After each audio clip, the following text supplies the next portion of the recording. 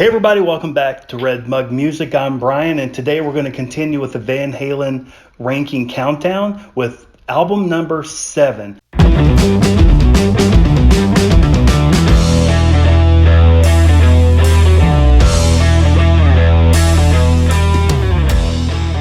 But first, I want to have a little bit of a clarification, maybe a modification on the subscriber giveaway, which I'm already getting entries. So thank you for everybody who's already done that. But I'm going to change one of the rules slightly, so it's going to become more fair. I originally said that only correct answers would count as an entry, and actually that's not a good idea because a lot of you, and no one's done this. I'm just trying to make sure that I keep this as fair as possible and everybody has the same chance of winning this. Rather than going by correct answers, I'm just going with any answer. So all I need you to do is just submit which album you would think or you think that I would choose as number 1. And the reason for that is somebody could wait until the very last minute and have just 1 or 2 albums to choose from and be like the answer. And it's going to be easier for them. I've already had people to put their entry in, and I could announce that album as number 4 or 5 or 3, and I didn't find that to be fair, and I want it to be fun and I want it to be fair. So if you have any if you want to do your entry, go ahead and do it now. It doesn't matter. Now again, you can always comment on all the different Van Halen videos, so you have up to 11 entries that you can do. Now the giveaway video doesn't count. It's not going to count for an entry. That's just the video telling everybody what's going on. So if you've made an entry on there, make sure you go to all the other Van Halen videos and make sure that's where you put your comment. So anyway, I hope that's understood. I'm just wanting to make this more fair and more fun for everybody. So correct answers aren't going to be the only entry. All answers are going to be an entry, and only 1 per video. Okay? All right. So back to number 7. My pick for number 7 is the 1980 Women and Children First. Okay, let's get into the album. The first song is In the Cradle Will Rock. Now, In the Cradle Will Rock is, when it starts out, it's got this, what I thought was a guitar, and I would say a lot of people thought it was a guitar as well.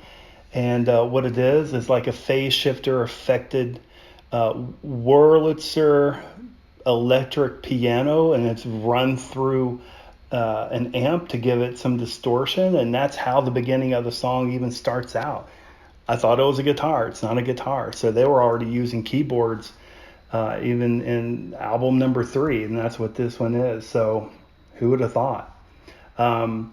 Also, in my opinion, this song kind of, to me, sounds like a number 2 song, not a number 1 song on an album. It just kind of has that feel to me. And I went through the album to see, well, if this is going to be number 2, which one should they put number 1? And maybe Fools, since it's got a nice build up. And I thought then this one can go after Fools, and then they can just go from there on out. But this is the way they started it. I'm perfectly happy with it. I think they did a really, really good job. And my favorite part of the song is when David Lee Roth says, "Have you seen Junior's grades?" And then he does that little giggle. It's like, it makes me laugh every time I hear that. So that's one of the highlights of the song. I mean, it's one of the highlights. It's an extremely good song. So very happy with it. So that's song number 1. Then song number 2 is Everybody Wants Some, which is a lot of people's favorite Van Halen song. And it's a really good follow-up to the other song. It's got a lot of experimental sounds in the beginning. I noticed that Michael Anthony's bass is real loud. You can hear him, so he's really sticking out in this song. And there's a nice build-up in the song, like it goes into the meat of the song, which I really enjoy that. So another great, I mean, I don't have to tell you that this is a good song. It's a good song. All right, and then you have Fools, the number 3 track on the album. This is the one that I said could have been number 1, but it's number 3. It's got a nice build up, like I said in the beginnings, a nice bluesy sound, and then it goes into like a big explosion with electric guitar, and then it kind of breaks down again, and then kind of builds back up until it gets to the meat of the song. It's fantastic. I love this kind of musicianship. It's more than just like a one-dimensional kind of thinking. They're really trying to create something really awesome here, and they do. And also, this one has Michael Anthony's backup vocals.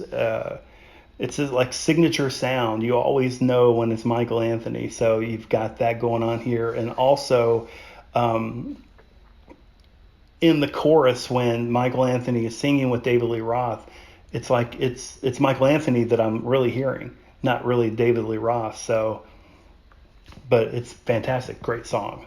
And then you got the fourth song, which is Romeo Delight, which is another favorite of everybody's. I think they played this in concert a lot.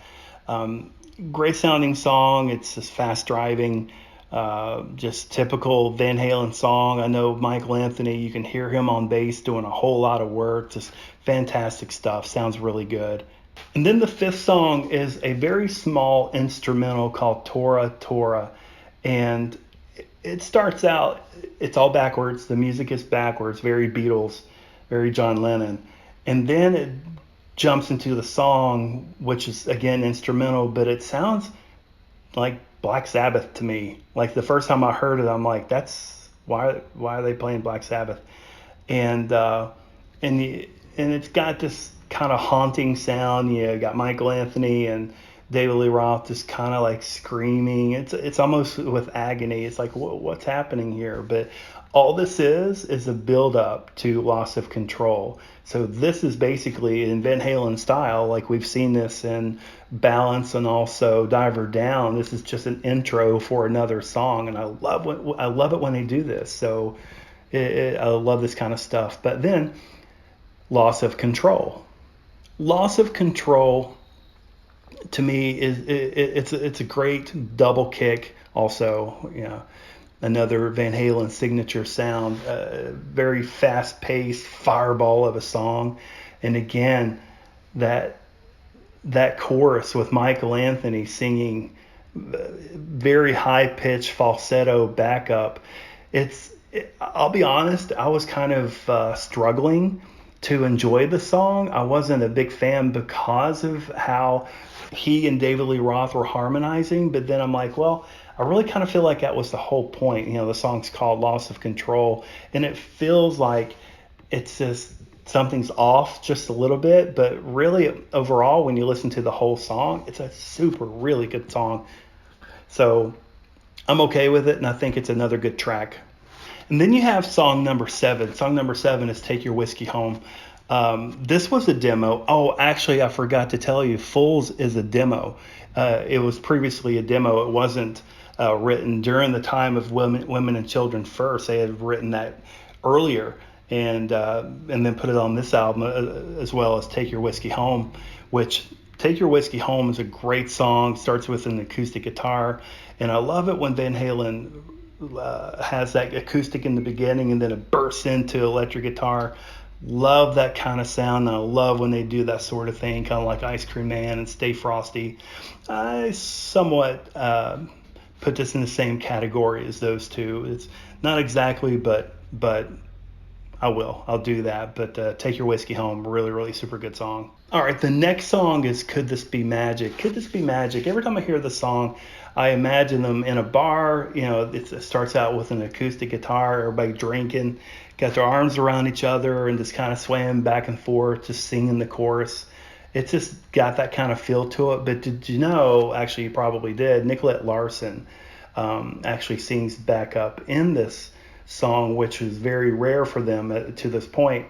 So some lady that actually Eddie Van Halen owed a favor to, no, she owed a favor to Eddie Van Halen because he played guitar in one of her songs previously. David Lee Roth advised against it, but he did it anyway.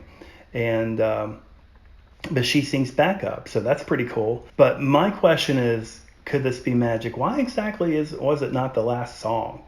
You know what I'm saying? It's almost like Happy Trails. It's kind of a more fun and loose, and not to be extremely, to be taken seriously, but still fun, and you're still going to listen to it.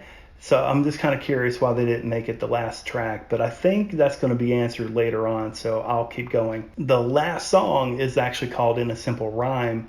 Again, starting with the acoustic and quickly changing over to electric guitar after like a drum intro, and it's got a great chorus. And I like the part where they harmonize coming out of the chorus and going into the bridge.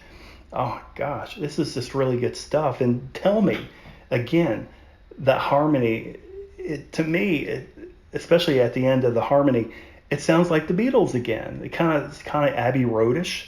So tell me if you think the same thing. Comment down below and let me know if you hear that too. That's what I hear. And then you have the solo with Eddie Van Halen and Michael Anthony, and I swear they're both playing solo at the same time, one on electric guitar, one on bass.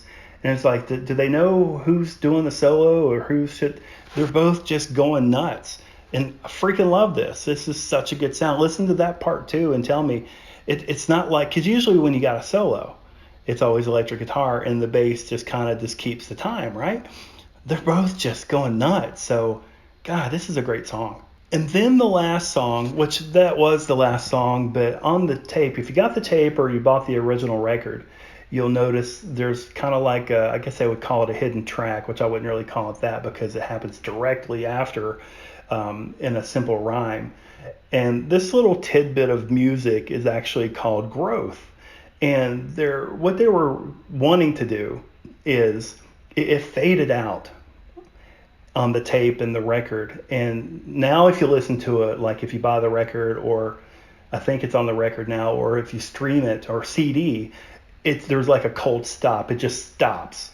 Well, they did that because their initial intention was to start that song, I mean, it's just a few measures, and then fade it out and then fade it back in on their next album, which ended up being Fair Warning. And as you know, they ended up not going with that idea, but that's what they wanted to do. They wanted to start that song on this album and then pick it back up on the next album, which I would have always listened to those two albums back to back if they would have done that. Oh, that would have been so awesome. I love stuff like that.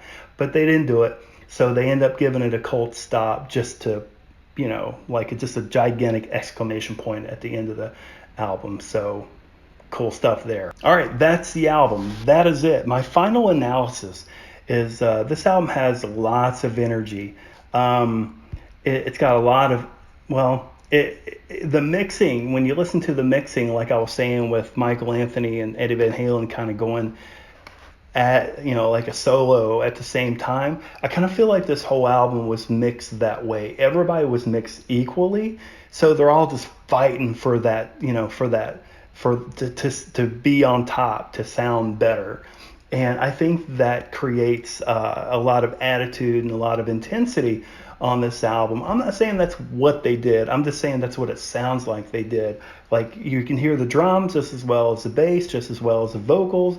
Michael Anthony's vocals, it's very loud. You can hear it very good throughout this whole album. And really, it kind of makes, in a lot of spots, Eddie Van Halen's guitar kind of drop back, but I think that's because we're always used to it being in the forefront. And I don't know, just like everybody was on an equal playing field in this album. So it made it a really super good album. A lot of energy, a lot of fun, great stuff. I used to not like this album. I love it now. So number 7, Women and Children First. Tell me what you think. Do you think I'm way off, or do you think I'm right on target with this? Comment down below and let me know what you think. But anyway, that's going to be it for this week. Hope you enjoyed it. Again, like I always say, don't forget to subscribe, especially for the giveaway. Make sure it's a free record. So actually, you can see it in the back right there. It could be yours. You just have to put some comments on some videos and make sure you're a subscriber, and it could be yours easily. It's going to be random. But subscribe, click on the bell so you get a reminder whenever a new video comes out. Share if you would like to. But I'm on Instagram at Red Mug Music. I'm on Facebook, facebook.com/Red Mug Music. Well, that's going to be it for this week. Thanks for hanging out with me today, and I will see you guys next time.